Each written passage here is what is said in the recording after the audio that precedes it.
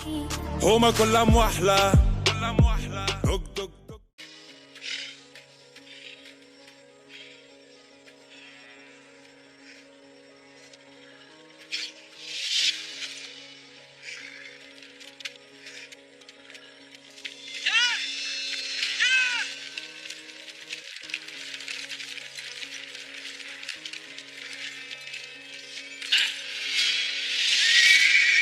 İki kardeş kayıp uçuruma sürüklüyor.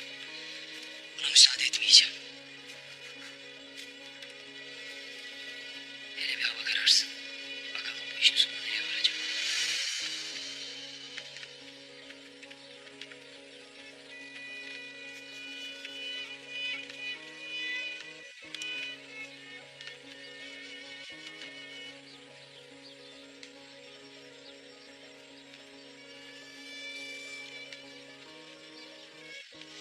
Çok güzel olmuş. Ellerinize sağlık.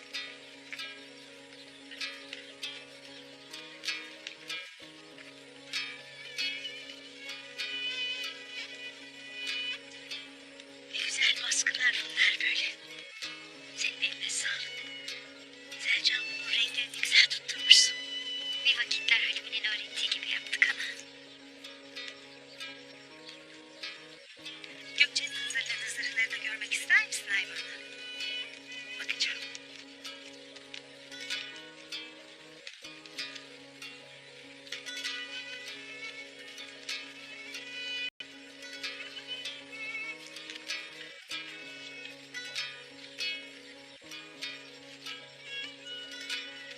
Zırhın arkasına ne koydun?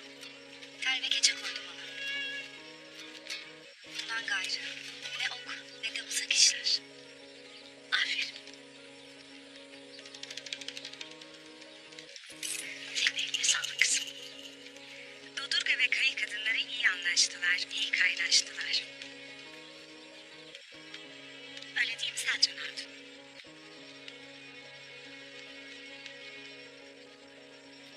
İnşallah tez vakitte alplerimizde tek yumruk olacaklar. Tıpkı kadınlarımız gibi Haymana. Bundan şüphem ne var Aytun? Obalarımızın başında sen ve beyim olduktan sonra şüphem yoktur. Lakin Ertuğrul'un yine de herkes gibi beni de endişelendirir. Oğlum toyun kararını uyacağını söyledi. O sözünde durur. Hayman, Ertuğrul'la Gündoğdu beylerim. Babanın girişinde kavgaya tutuştular. İşte sana söylediğim buydu Haymana. Oğluna sahip çık, yoksa Ertuğrul hepimizin felaketi olacak.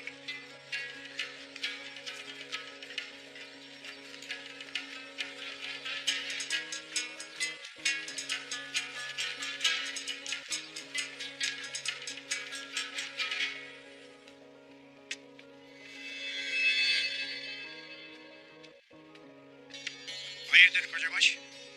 Ertuğrul Bey. Obanın girişinde Gündoğdu Bey beklemiş. Biz gelince de üzerine yürüdü. Birbirlerine girdiler. Hiçbirimizin gücü yetmedi beyim onları ayırmaya. Senin sağduyulu yeğenin bu mu? Neden böyle oldu bu çocuk? Olanları duymayan kalmadı. Sadece bize değil, kendi obasına da bela olacak bu Ertuğrul. Beyim, ne yapıp edip buna haddini bildirmelisin. Hay yarabbim. Hırs beyim, hırs. İnsana her şeyi yaptırır. Bir de etrafındaki uğursuzlar. Mesela Selcan. Halime Sultan'ı da durmadan dolduran o. Baba, eğer sen ona dur demezsen ben haddini bildireceğim ona göre.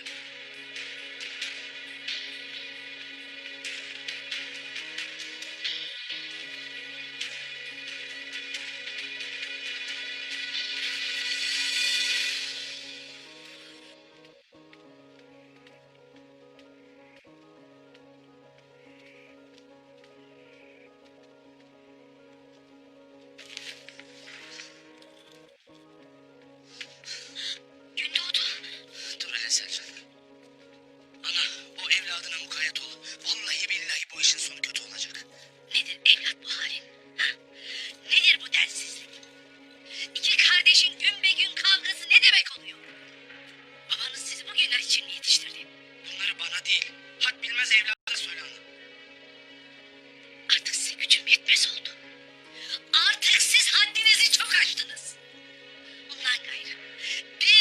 böyle densizlik yapın. Size sütümü helal etmeyeceğim.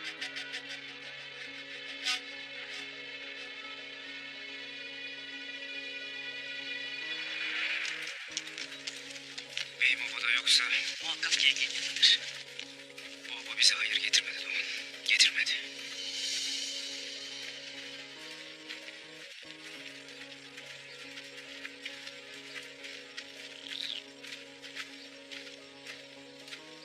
Beyiniz olacak o çolak adama söyleyin. Bir daha benim obamdan izah çıkarırsa diğer elinde çiviyle ben mühürlerim ona göre.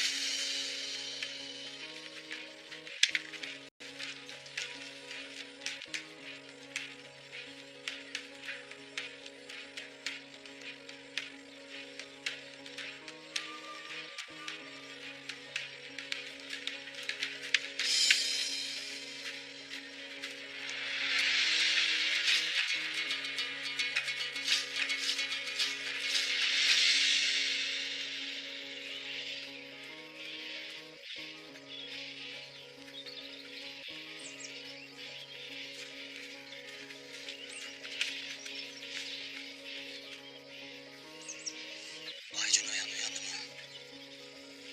Senden memnun kaldı mı? Yaşamak istersen Noyan'ı memnun edesin.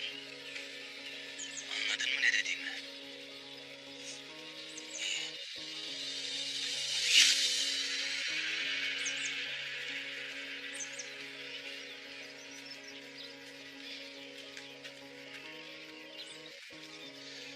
Aycun uyan.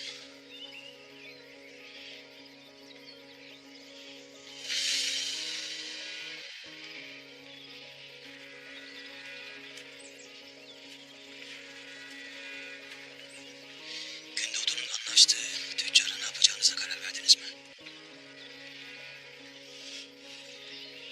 Sığıntı kayıları Dodurgalılarla bir arada tutan nedir tam? Bizden duydukları korku. Başka? Kardeşlik töreleri. Uzun kış günlerinde Dodurgalılar kayıları daha ne kadar beslerlerse kardeşlik dediğin bir yere kadar. Eğer ki kayılar mallarının sürülerini satamazlarsa ne olur? Birbirlerini yerler.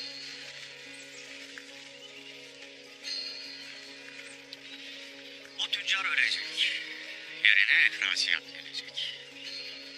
İki ormanın da sahip olduğu her şeyi alacağım ellerine.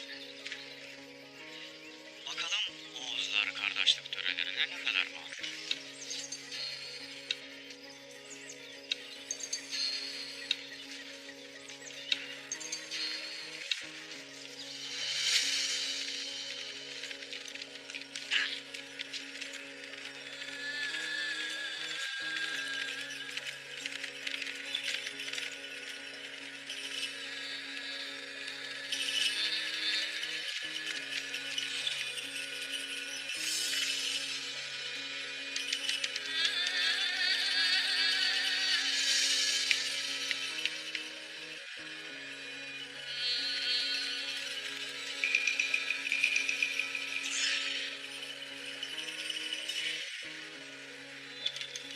Ne yapıyor Tolgalı? Gök kubbe çatırdadı. İki kardeşin kavgası ahaliyi perişan edecektir.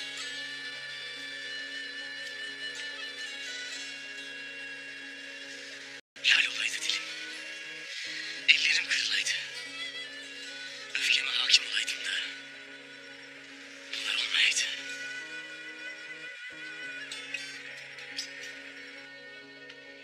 Abi, iyisin değil mi? İyiyim Tuğtekin, iyiyim. Neden saldırdı bu sana? Şu hale bak. İnsan abine nasıl el kaldırır? Sana mı düştü iki kardeşin tasası Tuğtekin? Sus Selcan. Beni harlayacağına Alaza odunla gidenlere ses etsene. Ya sus Kaan!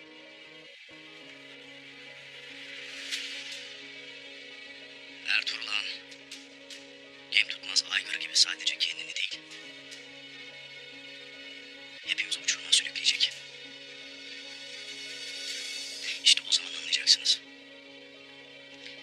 Ertuğrul Toy'un kararına uyacak. Mecburen uyacak hala. Yoksa ben ona biat etmesini bekletirim.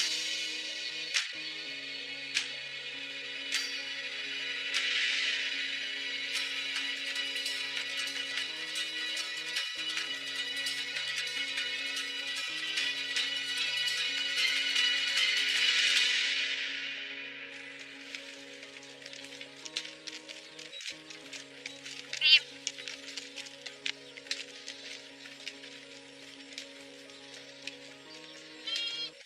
Ertuğrul benim ağamdır. Yaralıdır. Acılıdır. Onun yarası kabuk bağlamaz Gökçe. Beni yanlış anladın beyim. Ertuğrul yaralıdır. O yaralarını kaşıdıkça kaşır. Lakin büyük hata etmektedir. Toy'un kararlarına uymasını bilmelidir. Ben böyle düşünürüm. Uyacak mı dersin? Uyuması için belki de daha fazla ezilmesi gerekir. Ertuğrul canımdır. Ciğerimdir. Lakin büyük hata etmektedir. Ne olursa olsun haklı olduğunu ve senin yanında olacağımı bilmeni isterim. Eyvallah Gökçe. Sağ olasın.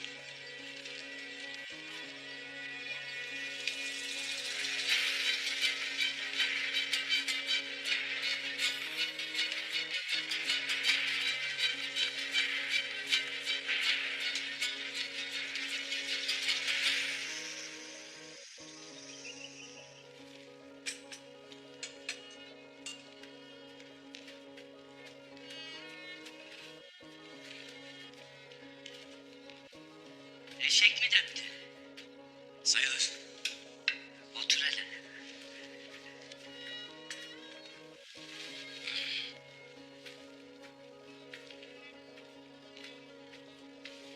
Aynı yeri bulabildin mi? Evet. Bu kadar çabuk mu? Kuşlar söyler ahvali. Ahval bilir hakikati.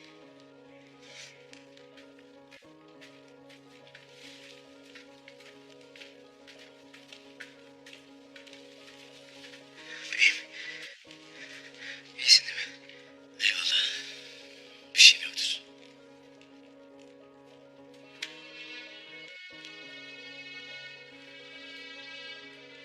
Senden bir isteğim daha vardır. Abim Zumurtekin. Gerçekten Noyan'ın dediği gibi babasına, atasına ihanet etmiş midir? Yaşıyor mu? Uğur'un ellerine geri dönecek mi? Bunları öğrenmem lazım. Kuşlar haber etsin, etmesin. İçindeki feryat hepimizindir beyim. Kardeşin içinde de olsa, turnalar bundan gayrı uçmazlar bilesin.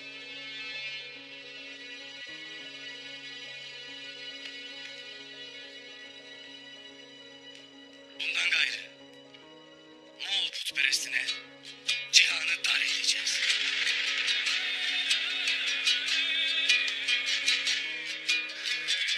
Eyvallah beyim.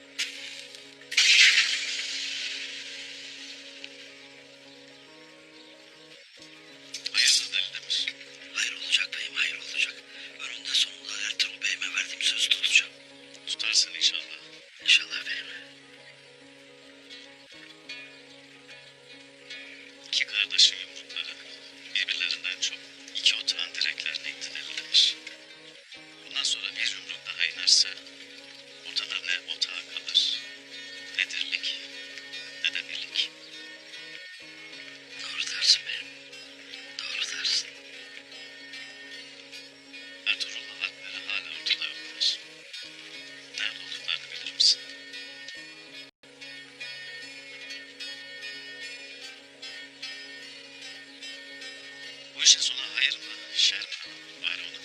Ertuğrul Bey'imin olduğu yerde şehrin esamesi bile okunmaz. Müsterih olasın beyim. Hayırlısı olsun. Sağ olasın.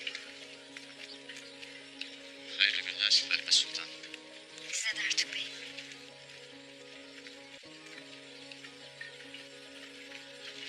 Hayırdır kızım? Bir şey mi var? Ertuğrul Bey'in ne zorlu bir yola girdiğinizi bilirim Deldemir.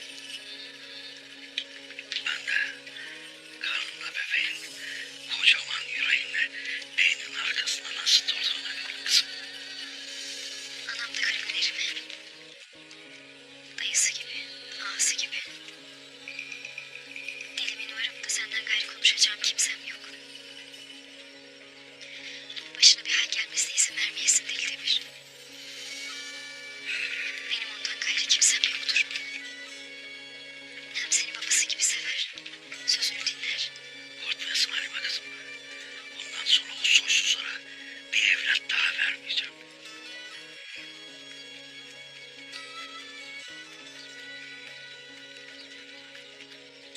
Duralı. Misafirim var. Ya. Duralı.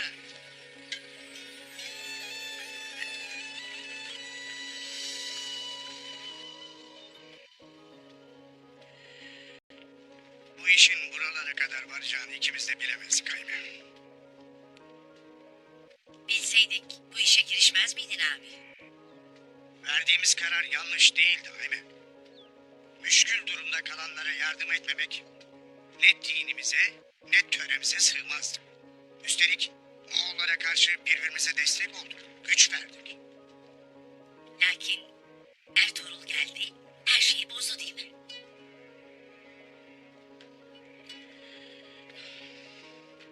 O benim kanımdan, canımdan, soyumdandır. Oğuz'un yetiştirdiği en iyi alplerden biridir. Evladımdan ayırmam. Lakin obamın huzuru için gözümü budaktan esirgemeyeceğimi sen de bilirsin. Bu hal böyle devam ederse alpleriyle birlikte onu da sürgün etmekten başka çarem kalmaz Hayme. Abi, iki obanın birliği için gerekirse bunu ben de yaparım. Ama buna sadece ben karar veririm. Sen de bunu böyle bilesin.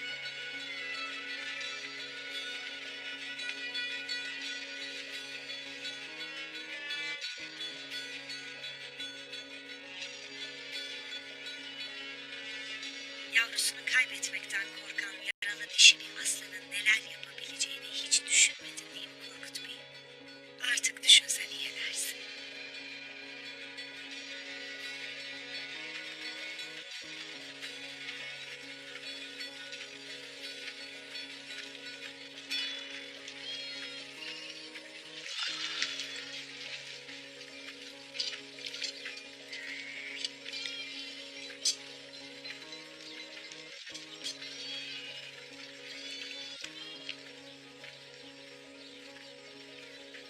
İşini özlemişsin ha?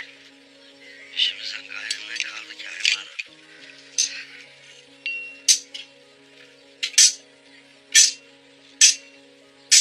Nerede bunlar? Kim Hayme Hanım? Ertuğrul ve Alpleri neredeler? Bilmem ki. Atlarına binip yollarına gitmişlerdir. Nereye gittiler? Ne saklıyorsunuz benden? Deldemir. Bilip de söylemiyorsan eğer sana hakkımı helal etmem. Ne işler çevirdiklerini ikimiz de biliyoruz.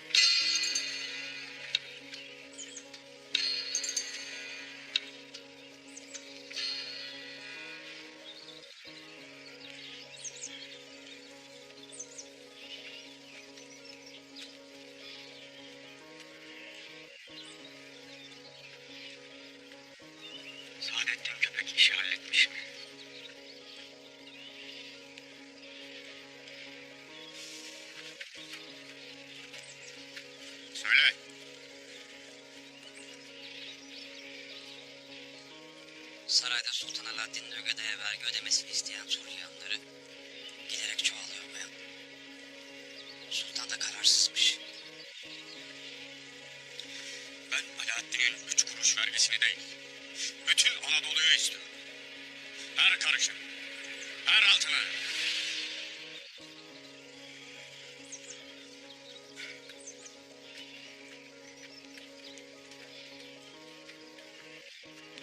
Ya köpek, o ne yaparmış?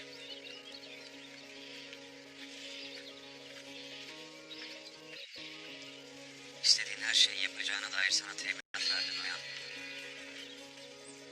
Sultan Alaaddin'in ordusuyla sana bağlı Ögeday'ın ordusu tam da istediğin gibi burada Erzurum'da savaşa tutuşacaklar. Kış bitip bahar geldiğinde zafer senin olacak. Saadettin Köpek seni muzaffer ordunla Konya'da karşılayacak.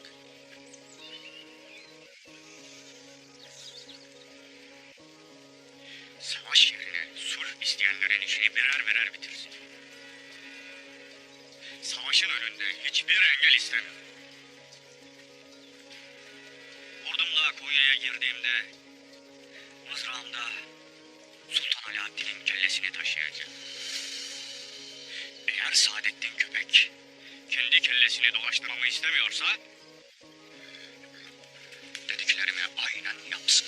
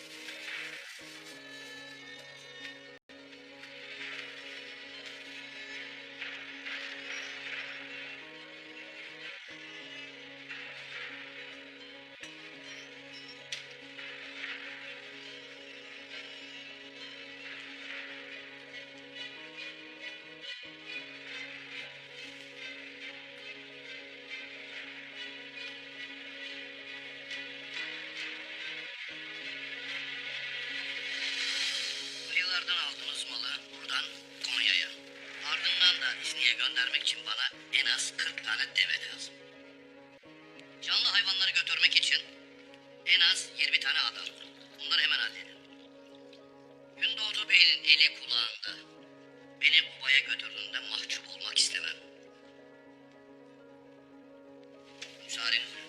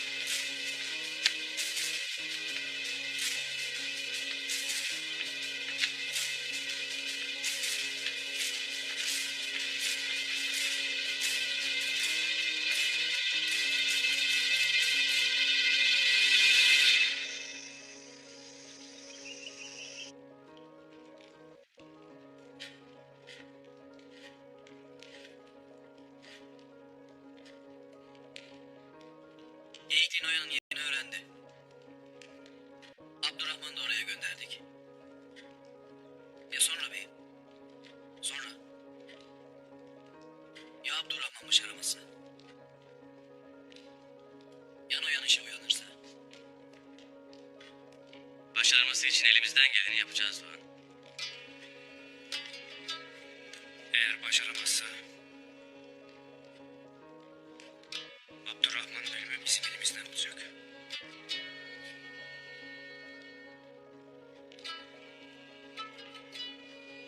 Alemi cihanda Seyran bizimdir.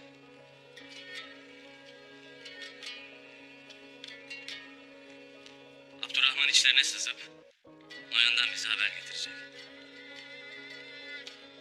Şu an elimizde bunu yapabilecek bir tek o var. Sonra da biz Noyan'a giden can damarlarını bir bir keseceğiz. Nasıl olacak bu? O işler bu kadar kolay mı beyim? Yarın ola hayrola. Ben çıkayım yola.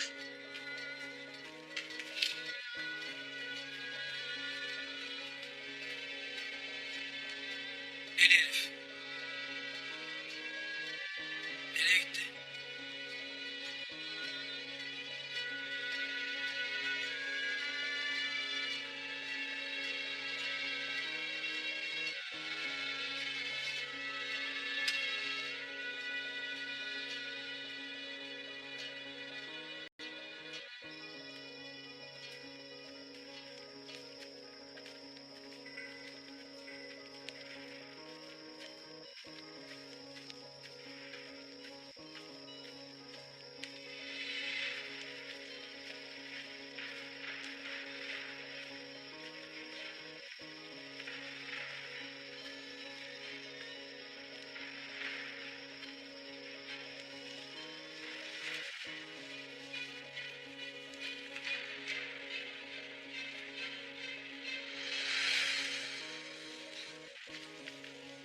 Hamza. Kardeşim. Abi.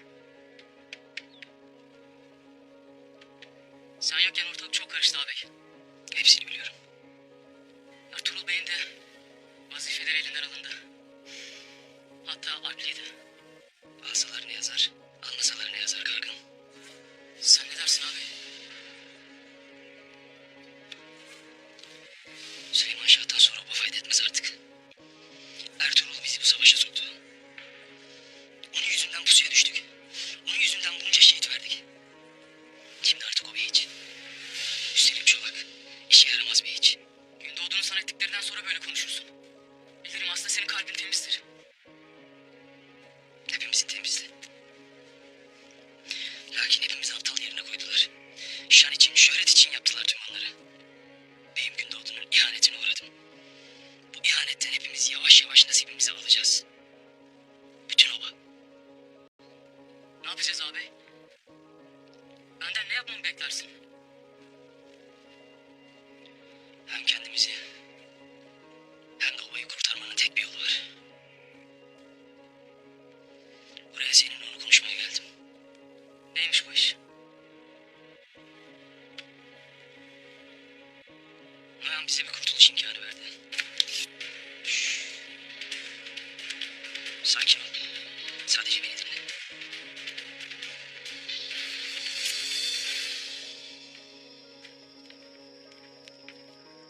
Gördün. Hayme bile sana dişini gösterdi. O benim kardeşim. Lakin Kayıların beyliği de onun. Ertuğrul da onun evladı. Onun için hiç kolay değil. Onun obası onun evladı. Doğru. Ama Dodurka'da senin oban, Tuğtekin de senin evladın değil. Sen de önce kendi obanı ve kendi evladını düşünmelisin.